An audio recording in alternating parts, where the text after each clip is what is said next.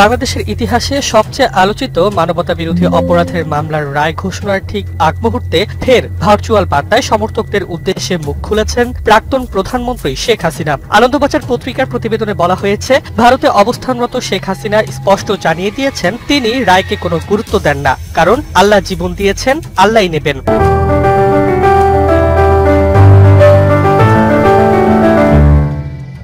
গত বছরের জুলাই মাসে তীব্র গণ অভ্যুত্থানের মুখে ক্ষমতা হারিয়ে দেশে পালিয়ে আসতে বাধ্য হন তিনি। এরপর থেকেই নিয়মিত অডিও বার্তার মাধ্যমে অনুসারীদের উদ্দেশ্যে বক্তব্য রাখছেন। রায়ের আগের রাতে দেওয়া বার্তাতেও তিনি বর্তমান অন্তর্বর্তী সরকারের প্রধান উপদেষ্টা মোহাম্মদ ইউনূসকে তীব্রভাবে আক্রমণ করেন এবং পাল্টা অভিযোগ তোলেন যে গণহত্যার নির্দেশদাতা আসলে ইউনূসই।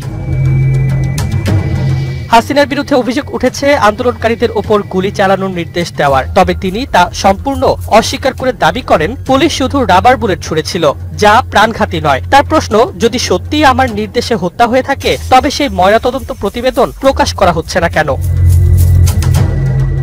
নিজের বিরুদ্ধে মানবতা বিরোধী অপরাধের অভিযোগকে রাজনৈতিক ষড়যন্ত্র বলে উল্লেখ করে হাসিনা বলেন, তিনি 10 লাখ রোহিঙ্গাকে আশ্রয় দিয়েছিলেন। এটা যদি মানবতার বিরুদ্ধে অপরাধ হয় তবে সেই মানবিকতার সংজ্ঞা বদলানো প্রয়োজন। রায় প্রসঙ্গে তার শেষ মন্তব্য, ওরা যা খুশি ঘোষণা করুক, আমি মানুষের জন্য কাজ করে